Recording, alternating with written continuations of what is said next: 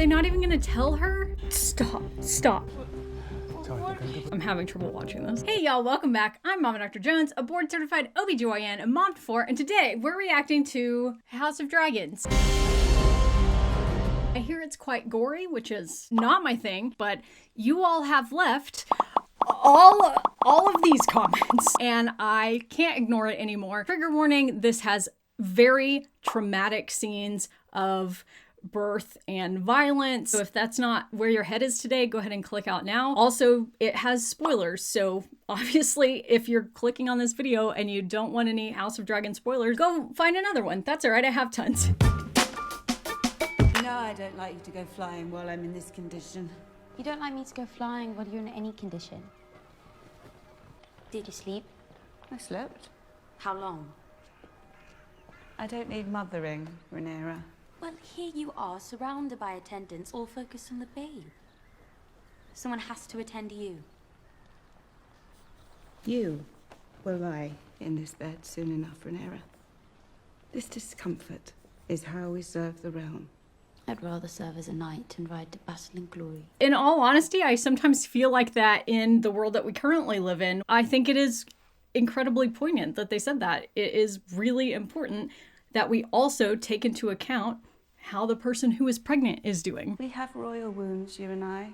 The childbed is our battlefield. We must learn to face it with a stiff lip. She said, childbirth is our battlefield, and I think that's a really great quote. At that time, most people had a close family member or friend who died while giving birth. It was extremely common. The life expectancy for people who got pregnant and had a baby was shorter than people who didn't because they had such a high chance of dying in the process of labor and delivery. I think at that time it was probably 1 in 3, 1 in 5. This up while I was editing, and the overarching theme is that archaeologic estimates of death from pregnancy or childbirth are incredibly difficult to discern. The estimates were like maybe 15 to 25%, but notably difficult to decide if they were accurate. I'll link an interesting article below, but who knows? Before the games are over, my son will be born, and the whole realm will celebrate. We have no way of predicting the sex of the child. Of course, no maester is capable of rendering an opinion free of conditions, are they now? There's a boy in the Queen's belly. I know it. And my heir will soon put all of this damnable hand-wringing to rest himself. The reason that they are so worried about the baby is because it was well known that there was a high chance that you could die during childbirth, and that was kind of accepted. But the baby was kind of the way to the future, right? So in aristocratic circles like this, it was a possible heir to the throne. But even just in an average family, the baby was representative of the future. And so it was not uncommon that, especially in very rich families and royal families, if there was a situation where they needed to prioritize one or the other, it would almost always be the detriment of the woman who was having a baby over possibility of death of a baby. After this miserable pregnancy, I wouldn't be surprised if I hatched an actual dragon. And he will be loved and cherished. The tyranny.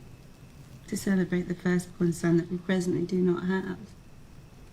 We do understand that nothing will cause the babe to grow a cock if it does not already possess one. This child is a boy, Emma. Yeah. I'm certain of it.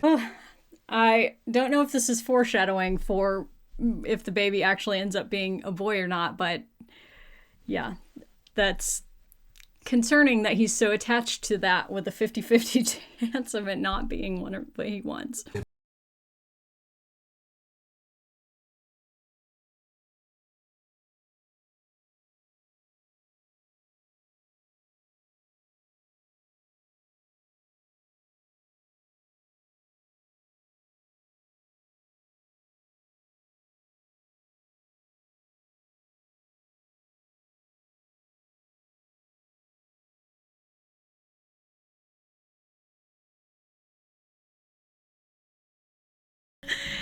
Honestly, that's exactly what I thought. That would be terrible, actually, if you had to birth a baby wearing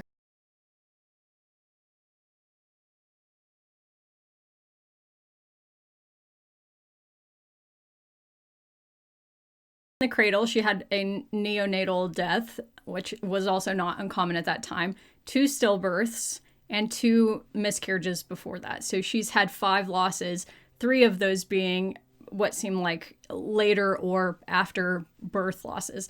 This is probably pretty accurate for a time period where there was no reliable way to prevent pregnancy, and there was also no way to make sure pregnancies and neonatal health were taken care of in any meaningful fashion. And in fact, at the time, they didn't even give names most of the time to newborns until they were several months old, because it was so likely that they would die that a lot of people did not want to get overly attached and name babies. And this great day has been made more auspicious by the news that I am happy to share.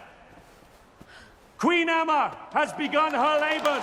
Interestingly, at the time, nobody really talked about labor and birth. It was very hush-hush. In aristocratic circles, this was obviously a matter of public knowledge, and they wanted to know what was going on with potential heirs to the throne. So this is the only exception to the historical way that labor and birth was treated, in which nobody talked about it and men were not involved in the process at all. That's actually how we get what we write as EDC, or we used to, which was estimated date of confinement. They would confine you to a space where you didn't have contact with any men or with the outside world.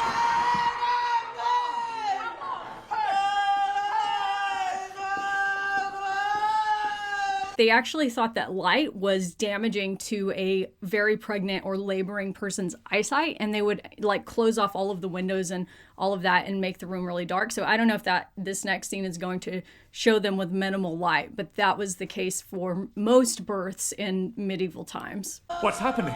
The infant is in breach, Your Grace. All attempts to turn the babe have failed. Do something for her! We've given her as much milk of the poppy as we can without risking the child.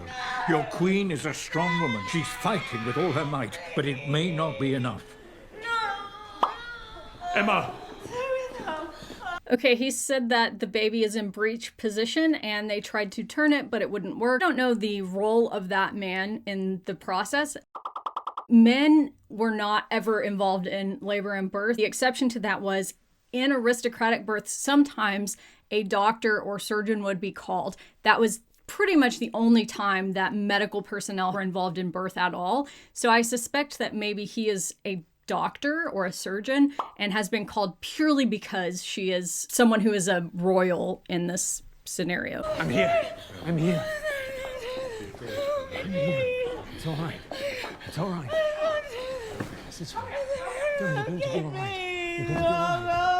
The other people in the room are women that have those hats on. They probably are midwives. During a difficult birth, it sometimes becomes necessary for the father to make an impossible choice. Well, speak it. To sacrifice one or to lose them both. There is a chance that we can save the child. A technique is taught at the Citadel which involves cutting directly into the wound to free the infant. But the resulting blood loss... 7 hours, Mel.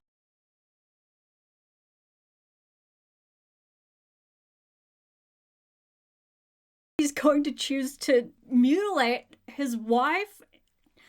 No, this is giving me... I can't. This is horrible. This is well before the time that cesarean sections could be performed and not kill you. Like, centuries before you could do that. This is arguably thousands of or more years before the first documented C-section that didn't kill both of them, or at least kill the person that it was done on. So yeah, I hope that that's not what they decide to do. Especially not because it's very clear that he's doing it just in hopes that it will be a male and he'll have an heir to the throne. That's terrible. They're going to bring the babe out now.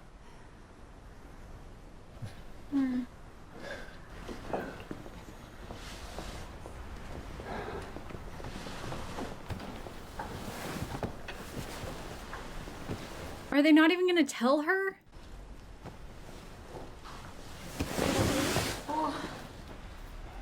What? No, this is horrible. Stop. Oh, no. Sorry, they're going to bring the baby out. Oh gosh. It's all right. Please. It's all right. No, I'm scared. Nothing. Don't be scared. What's happening? Don't be scared. They're going to bring the baby out. No. It's all right. Please. They're going to bring the baby out. Oh, I'm not gonna be able to watch this.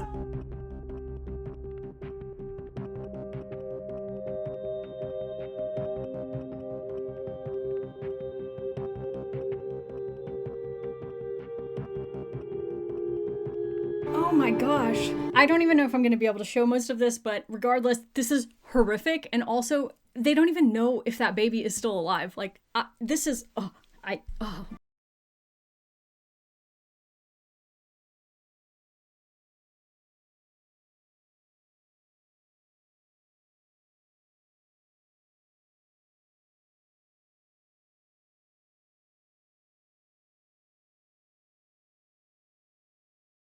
A lot of you in the comments had asked if that was an accurate portrayal of how a C-section is done. And I mean, again, I don't know how much of it I'm going to actually be able to put on YouTube, but as far as the amount of blood loss it shows and the way that they did it, yeah, I mean, it was pretty accurate. It didn't show a whole lot of like the medical side of it, but it was overall relatively accurate. With the way that we do it now, we generally make it cut down low instead of right up the middle. Occasionally, we still do a midline incision, and I would say the small amount of medical stuff that was shown was somewhat accurate. Baby also died. Oh my gosh. Oh no. It was so bad, and it just it's worse. Not that the baby living would have made it any better in my eyes, but now it's all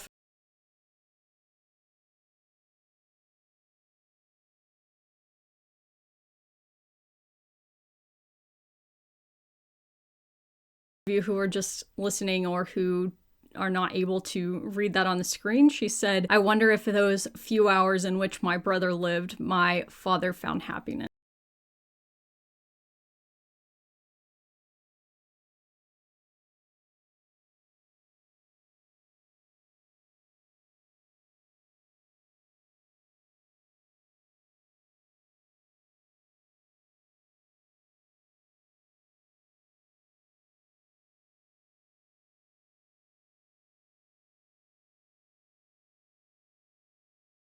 Okay, I kind of am unhappy with all of you for making me watch that, and I'm sure some of you are unhappy for me making you watch it, so I'm sorry. I did find a really interesting quote from one of the showrunners and director for this episode. He talks about the birth scene and says that it was all very intentional the way they did it, obviously. The scene, which is the birth scene intercut with the bloody jousting tournament in what he calls a premature celebration of the birth of what he hopes to be his son, was designed to be a distillation of the experience of men and the experience of women in Westeros. It was also meant to reveal parallels to our own past and present. It represents the grimness of childbirth in the medieval era when giving birth was violence. But it also represents the grimness of childbirth in post-Roe America when the scene reads as more timely and impactful than ever. It gave me chill bumps reading that because I, in watching this scene, was thinking, this is why I fight so hard for